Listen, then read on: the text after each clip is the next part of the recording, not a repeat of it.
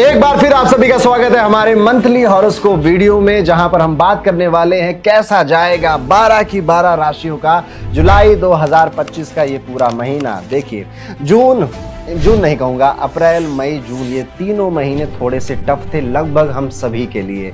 Business जो कर रहे हैं उनके रेवेन्यू डाउन हो रहे हैं, जॉब में अनसर्टेनिटी है कि टिकेगी कि नहीं टिकेगी, टारगेट पूरे नहीं हो रहे हैं, और घर में कोई ना कोई बैड न्यूज़ आ रही है, किसी की तबीयत खराब हो रही है, कोई चला जा रहा है।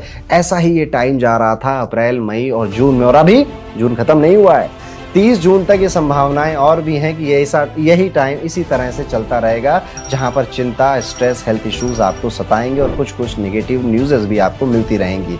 लेकिन जुलाई का महीना ऐसा नहीं होने वाला है, और जुलाई में सावन का महीना भी शुरू होने वाला है, तो महादेव की बहुत बड़ी अनुकंपा या फिर आशीर्वाद आप प्राप्त कर सकते हैं। हमारी चौथी राशि यानी कैसा जाएगा जुलाई 2025 का ये पूरा महीना कर्क राशि के जातकों के लिए। कर्क राशि वाले जातकों, इस बार जुलाई महीने का राशिफल थोड़ा सा संघर्षपूर्ण नजर आता है। सूर्य, मंगल, शनि और राहु केतु जैसे ग्रह समर्थन नहीं कर रहे हैं, इवन अपोज कर रहे हैं। खासतौर पर 28 जुलाई तक का ये समय सतर्कता मांगता है आपसे, लेकिन शुक्र लाभ भाव में है तो आपको ना हिम्मत और उम्मीद दोनों दे देगा। कर्म के बल पर आप इन ग्रहों की बाधाओं को मात भी दे सकते हैं, बस संयम और रणनीति से चलना होगा। करियर के क्षेत्र में यह महीना मंथन और मैनेजमेंट का होने वाला है। इस महीने आप सोचोगे ज्यादा कि क्या करना है, क्या नहीं करना है, किस तरह से आप बेसिकली प्लान बनाओगे कि आने वाले 5 महीने या 6 महीने किस तरह से मुझे बिताने हैं या काटने हैं। मंगल दूसरे भाव में होने से वाणी पर संयम रखना जरूरी होगा, विशेषकर अगर आप लॉ के प्रोफेशन में हैं, जर्नलिस्ट हैं,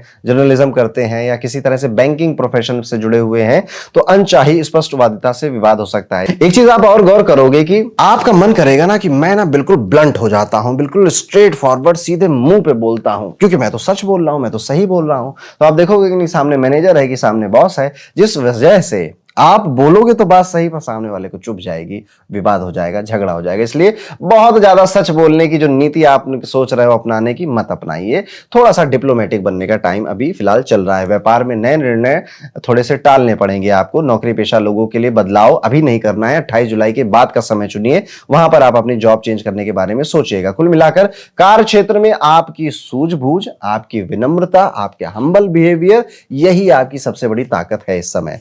लाभ भाव में शुक्र का गोचर आपको अच्छी आमदनी दिलवा सकता है। अगर पहले किए गए कामों का फल नहीं मिला था तो अब समय आ चुका है कि उनका भी फल मिलने लगेगा, लेकिन इस कमाई को बचा पाना मुश्किल हो सकता है। बचत भाव के ग्रह थोड़े से कमजोर है और खर्चे अनियंत्रित हो सकते हैं। इवन जो खर्चे नहीं सोचे थे वो भी आपके सामने आ सकते हैं। तो जितना भी कमाए उसमें से कुछ हिस्सा अलग निकालकर सुरक्षित रख दें। अपने अकाउंट में रखेंगे तो खर्च होने के सारे बहाने बनते रहेंगे। स्वास्थ्य के लिहाज से यह महीना थोड़ा कमजोर नजर आ रहा है। बुध और सूर्य दोनों प्रथम भाव में आकर भ्रम, सिरदर्द, बुखार या अनिद्रा जैसे लक्षण पैदा कर सकता है। मुंह में छाले, एसिडिटी या मुंह का स्वाद बिगड़ना भी संभव है इस टाइम पीरियड में, खासतौर पर 28 जुलाई तक। यानी 28 जुलाई बेसिकली पूरा महीना ही हो गया। खान पान का ध्यान रखिए। नींद खराब हो रही है, आपकी नींद में समस्याएं आ रही हैं, और डिजिटल ओवरलोड से भी आपको बचना चाहिए। बहुत ज्यादा आप सोते समय डिजिटल कंटेंट कंज्यूम कर रहे हैं, जिस वजह से आप सो नहीं पा रहे हैं ढंग से, या सोकर उठते हैं तो बहुत ज्यादा फ्रेश नहीं फील करते हैं। अगर आप दिमागी काम करते हैं तो थोड़ा सा ब्रेक लेने की जरूरत है। शरीर या मानसिक मन थोड़ा सा थक गया है, उसको घूमना फिरना है, थोड़ा सा उसको रिफ्रेश मोड में आने की जरूरत है। उसके लिए आप थोड़ा सा कहीं पर ट्रैवल भी करके आ सकते हैं। लव लाइफ में आपकी भाषा ही आपका सबसे बड़ा हथियार भी है, और यही इसी से सबसे बड़ा खतरा भी है। मैंने कहा ना, आपका ब्लंट होने का मन कर रहा है कि जो दिल में है सीधे मुंह पे बोल दो।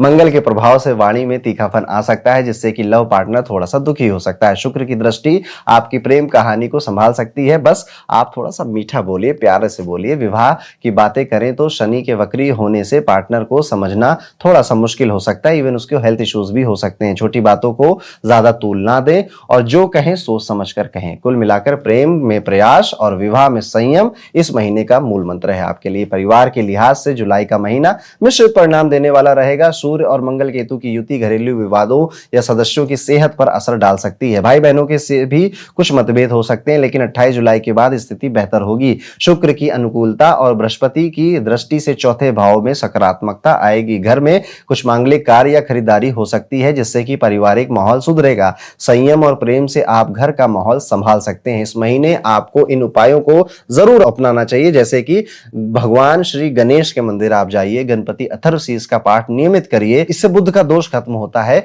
भगवान श्री गणेश के मंदिर में दुर्वा का दान भी आप कर सकते हैं। मंगलवार को हो सके तो सुंदरकांड बैठकर सुन लीजिए, यूट्यूब पे लगा लीजिएगा और सुनिएगा उसको। नहीं तो मंगलवार को सुंदरकांड अगर आप पढ़ सकते हैं तो उससे अच्छा और कुछ नहीं है। किसी विद्वान से रुद्राभिषेक करवाएं, किसी अच्छे पंडित जी से, और खुद कर सकते हैं तो खुद भी कर लीजिए। ये थे वो कुछ उपाय जो कर्क राशि के जातकों को जरूर करना चाहिए। अगले महीने सावन का महीना भी शुरू होने वाला है, तो अगर अभी तक आपने रुद्राक्ष नहीं पहना था तो आप रुद्राक्ष धारण कर सकते। वीडियो अच्छा लगा हो तो लाइक जरूर करिएगा, कमेंट करिएगा, चैनल को सब्सक्राइब कर लीजिएगा।